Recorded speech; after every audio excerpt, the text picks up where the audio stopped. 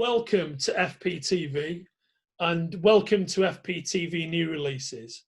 And this time around, we're privileged to be joined by my close personal friend, the three biggest names in hard-boiled fiction, Mr. Max Allan Collins. How are you, mate? I'm good, and we aren't even lying. We are actually personal friends. It is actually true. Yeah, it is absolutely true. And it's my privilege in another guise to work with Max. And when I say work with, he does all the work and does all the creativity. And I just look at his manuscripts and go, that's really good. On the Mickey Splain's Mike Hammer series for Titan Books. Right. I just happen to have one right here. Oh, yeah. Just coincidentally. And you were the editor on this book. You were the editor on this book. I was indeed. Although, Max Allan Collins is a man who doesn't require any editing. I'm here to tell you that much for nothing. But it was a great pleasure to edit that book, I have to say. A great pleasure. Well, it's been a great pleasure to work with you for the couple of years we've been working together, mate. Such a great deal of fun. And we will have a whole separate interview about the Mike Hammer series at another time. And we might indeed touch upon it right now. But what we're about to talk about right now is volume 2 in the ongoing archive collection series of Max and artist Terry Beattie's Ms. Tree series. Ms. Michael Tree, the female PI. And we published the first archive edition last year. It was called One Mean Mother. And we are just about to publish this month at Titan Comics, Volume 2, Skeleton in the Closet. And that is due out at the end of October. That is due to be published at the end of October. And we're very proud to be producing it. That will complete the 10-issue run that we did at DC Comics. So for DC completists, you want to get Volume 1 and Volume 2 for sure. And then, of course, you'll love the features, so you'll buy the rest of them. But it was a little controversial, Andrew, that I decided to start with basically the end of our run, which were these 10 basically 46, 56-page graphic novellas that we did in Ms. Tree Quarterly. And I decided to start with those because I felt like it was a better representation of overall what we were able to do, kind of where we had gone. Yes. And it was, I thought, some of Terry's best drawn material and some of my best written material. Also, there were 5 of those 10 issues that sort of comprised a single graphic novel, which was Volume 1, which is available already, which is called One Mean Mother. But this one is a little different because this is kind of a case book. These are five separate stories, graphic novellas. Yeah, and what was the so actually something you touched upon, which is worth talking about, is that Ms. Tree, of course, had a rather checkered publishing history. Yeah, and as back then as a reader, I read it from the get-go, and as I seem to recall, it was originally published by Eclipse. Is that right? Have I got that right? It was. It had a funny genesis. At the time, I was writing the Dick Tracy comic strip. I was the writer who took over when Chester Gould retired, and I did it for 15 years, from 1977 to 1993. And that got me some, I'd not really written any comics before that, and it got me some real attention in the comic book world. And Dean Mullaney, who was starting a new magazine called Eclipse Monthly, or I'm not sure it was Eclipse Monthly, maybe it was just called Eclipse. I think, do you know what? Yeah, I've actually got issue 1 of that, and now you've made me think. I would have said it was Eclipse Monthly, but maybe it was just Eclipse. It might have just been Eclipse, but at any rate, he went out and got a lot of really heavyweight talents. People like Marshall Rogers, for example, who I actually got to work with a little bit on Batman strip. But we were asked in by Dean because he had followed a comic strip that we did in Chicago called Mike Mist Minute Mysteries that we had done for the Chicago Reader, and Dean loved that, and he liked my Dick Tracy work. So we were called in to do whatever we wanted to do, basically. And we were definitely the low folks on the totem pole there. I mean, we were not stars, not that we ever did become stars, but we definitely weren't stars then. But for reasons unknown, the readers took to Ms. Tree, which ran originally as an 8-part serial. And eventually, Dean asked us to take it into a comic book. And at Eclipse, we did the first 10 issues of the comic book. And then after that, we went to Aardvark Vanaheim, which was Dave Sim. And then Dave Sim was taken, that line was taken over by Denny Lubert, who turned it into Renegade Comics. And so we actually are the longest running private eye comic book of all time, because by the time you factor everything in, it's almost 80 issues. Yeah. Which it just is not, private eye comics have never really been anything that really took off. Never really flew. Yeah.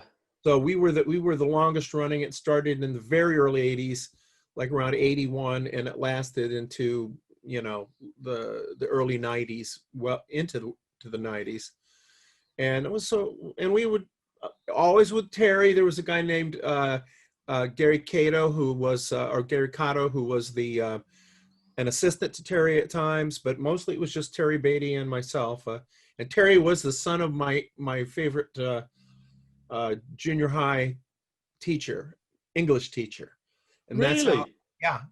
And he waited on my wife and Barb and myself at a pizza place in Muscatine, Iowa, where we live, and introduced himself, and said he wanted to show me some comics that he was working on, and the rest, as they say, is history. It's history, because like yourself, Terry's gone on to have a stellar career. Still works in comics now, right? And for those of you outside of everybody watching this outside of the US, I mean, basically, he works on a very famous newspaper comic strip now. Right. Am I right? Yeah, and he's writing it. Yeah. I wonder where he picked up the writing skill. On what title is that, Max? Rex Morgan, MD. Rex Morgan, MD. Goes back to the 40s, but he had a very long run as the inker and occasional penciler on the various comic books that were the animated Batman style. Yes. He worked with people like Bruce Timm and so on. Yeah. He did he's and I hate him for this. He's an Eisner winner, and I despise Terry Beatty for that. So all I am is an Eisner nominee. Yeah. Hey man, I mean that's a lot more Eisner nominations than most people are ever going to get. That's true. We had one. I had a Harvey nomination though, and I don't know if Terry ever got a Harvey nomination. Right, yeah, nice one. So Miss Tree is not the only character you guys created together for DC, right? Well, I know you didn't create Miss Tree for DC, but you did create for DC, didn't you? Well, our editor there was Mike Gold for Ms. Tree, and he always was a believer in the Ms. Tree property, and he asked us to create a superhero there, or a costumed hero, and we came up with Wild Dog, who was on the Arrow TV show recently. Yeah, wow. Character, and I have the $500 or $1,000 to prove that he was on TV for 2 seasons. If you're wondering just how I live in the lap of luxury. Yeah, so there's big time DC royalties. Yeah, I mean, Wild Dog's a great character. Wild Dog was we've had this conversation ourselves, but was a great favorite of mine actually, because the initial arc of Wild Dog was really, it's constructed like a mystery as to what his identity was. Right. We didn't reveal his identity till the last episode. Which was almost like, it reminded me a bit of the original Lone Ranger serial, right? Yeah. Yeah. Sure. And I think we really paved the way for some of the I'm not thinking of the name of the character, but there have been some of these other sort of homemade superheroes come along, because the whole idea of the character was a little more real world. Like, what would you do if you wanted to be a costume hero? And so you'd have body armor, and he puts on a hockey mask, which of course makes you think of Jason from the Halloween movies. So that that didn't have a long run. We had a mini series, and then we were in Action Comics, which is kind of an historic place to be for a while. And then we did a special. And Action Comics, you were in it when it was a weekly publication, right? Yeah. And we had a good time with that. And Terry really has a strong background in the superhero stuff. I mean, he was very much a Kirby kind of fan. What we were doing in Ms. Tree, to get back to the topic, is that the whole idea of it was, first of all, to reintroduce crime and mystery to the comic book reader, to readers of comics. I mean, we predate Sin City and all that kind of stuff. In fact, first issue of Ms. Tree, Frank Miller, who's a friend, did a Mike Hammer pinup for us, which is pretty interesting in and of itself. And I remember when he came up to me at a convention and said, "Max, I got a great idea. I think I'm going to do Batman. What do you think about doing Batman really, really gritty and really realistic?" And of course I said, "You don't want to do Batman realistic." And that Mike Hammer piece, which you're going to be able to see here, actually, as we're talking about it, it's a lovely piece of work, actually. Yes, it is. And Frank and I do have a very shared enthusiasm for Mickey Spillane. But we really, Terry and I think we kind of jump-started comics about private detectives, about even mystery topics. Plus, a major aspect of it was to do topical material, controversial crimes and subject matter.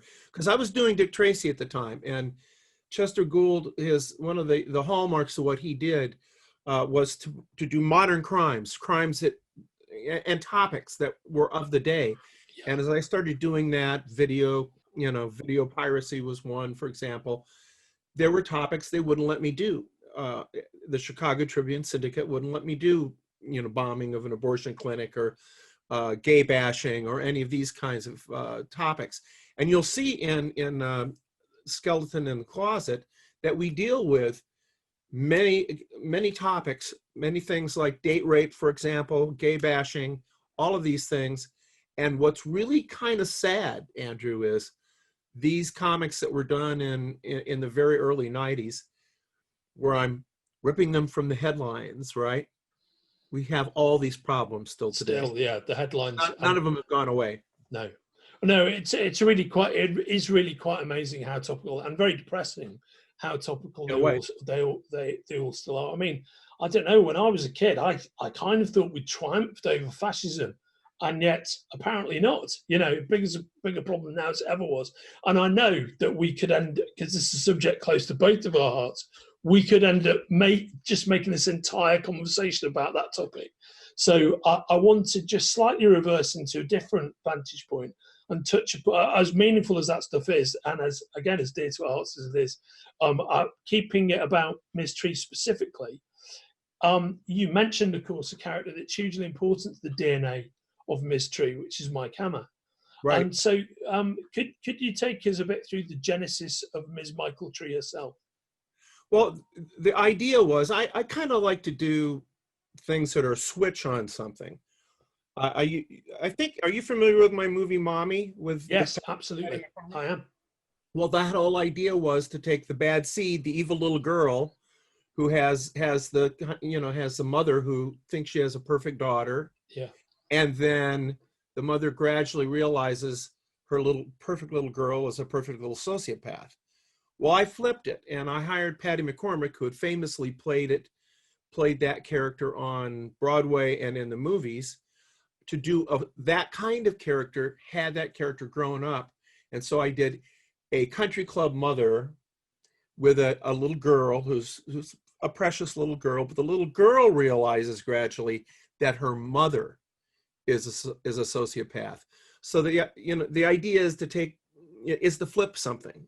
And Road to Perdition was a bit of a flip in a way, because it was, it was similar to Lone Wolf and Cub.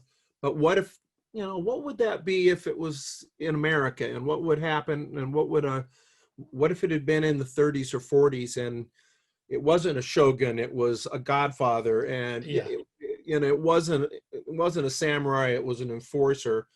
and it isn't a baby, it's a adolescent boy who's coming, you know. So you take these things from popular culture, you don't imitate them, but you flip them, you find some new way to come to it. Ms. Tree was definitely what would happen if Mike Hammer, who has his secretary Velda, who was also a private detective, as you know very well, had a PI ticket, as he always said. What if finally that unrequited love of between the PI and his faithful secretary, what if they got married and then on the honeymoon the PI was killed, and she took over, and her first case was finding out who killed the Mike Hammer style character, and it all flows from there. And then the other aspect of it was to not resolve that story immediately. So there's aspects of that murder of Mike Tree that goes on for many issues, and even in Skeleton in the Closet, there are ramifications of that, major ramifications of that. So without getting into any spoilers for this, for these great stories in Skeleton in the Closet, I mean, it's Ms. Tree's relationships are fascinating, and greater relationships with a certain crime family, which is part of what you're touching on, is really informs a lot of the stories that get told and are always there in some way, shape, or form. And I thought that was a beautiful thing that you did, because despite the fragmented initial publishing history, there's a real through line in those stories that makes you want to pull that string and follow them through. And I guess that's what I feel proudest about, with us being able to put everything into an archive set. Well, this is something I've wanted to have happen for a long time, and I actually have been kind of lazy about getting it done. If I'd been smart, I'd have done it when Road to Perdition came out, and you know. But this is part of, I think, a fairly major part of my legacy, whatever it is, because I think that we really had an impact on comics, on crime comics. We predated all these, you know, all the female private eyes that got very big, like Vera Warshawski and Sue Grafton's Kinsey Mulhone. We were before them, not a lot before them, but before them. Nobody ever talked about it because it was a couple of guys, not a woman writing about a woman. So I kind of get that. But we never treated Ms. Tree like a girl, shall we say. She's very tough, and yet she's feminine and she's beautiful, but she's not a sex kitten. One thing that you'll get a kick out of, Andrew, is that when we were designing her, I came over to Terry's house where he was living with his parents back before it was fashionable to live with your parents. Yeah. And he had done Ms. Tree based on Betty Page. Now, interesting. Yeah. Dave Stevens hadn't done The Rocketeer yet. Okay. Yeah. And I looked at that and said, it's great, because we both loved Betty Page. But I said, it's just too on the nose. We can't do that. Let's keep the bangs, because Velda in the Mike Hammer books has those bangs and that hair, but let's make her more strong, and let's not make her stereotypically, you know, beautiful, you know. Then Dave comes along and you know, well, he did something very special, so I won't act like he did this, you know. Yeah, so Dave Stevens in The Rocketeer, the female lead, essentially is Betty Page, and he does a wonderful iteration of her. But like I say, I think Michael Tree is her physicality. Yeah. Would you think that would have been inappropriate for her to look like Betty Page? Yeah, I think so, because one of the great things about her is she's a very strong character, and she has a physical strength to her as well, I think. And that's in the incarnation that Terry finally produced. That's very much, you know, how she looks. And I think, I mean, as you say, Betty Page, as she appears in The Rocketeer, is probably a bit too far up the glamour spectrum for what you were trying to achieve with Ms. Tree. He was a character who has a tremendous amount of credibility, I think. Well, we wanted to do, I wanted to, and Terry was right on board with me on this. I wanted to do self-contained stories, or serials at least, that ended in 2 or 3 issues, that didn't go on forever.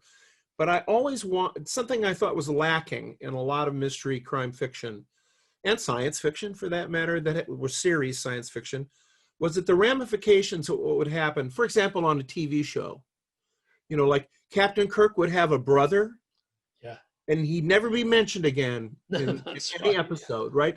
Yeah. So, and that's a function of a lot of different writers coming to the Yeah. table. So if something happened in Ms. Tree, I wanted there to be ramifications.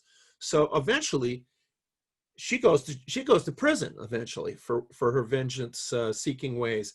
She's also institutionalized. She's in a mental institution on medication. Um, there's always karma.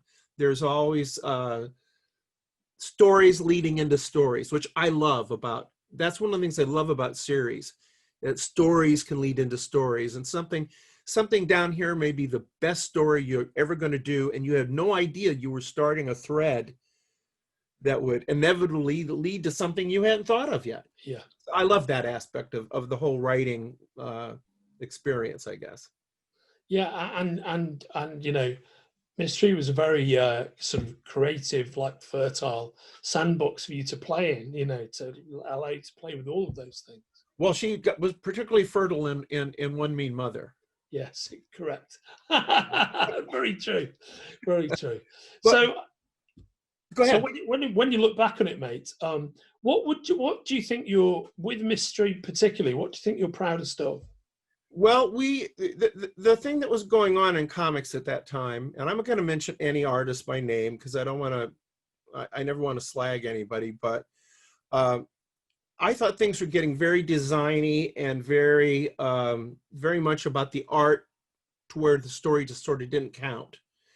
And I said to Terry, basically, let's do an experiment in coherence. So that your eye goes the right way, you know, because your eye is supposed to be led through a page into the next page. The story needs to be coherent. And so we had both been lovers of, and still are, of the EC comics. And I particularly was a fan, and am a fan, of Johnny Craig. That just beautiful, simple, kind of Kniff school artwork that looks like if you threw water on it, it'd just bead off, you know. It just had a simplicity and elegance and directness about it.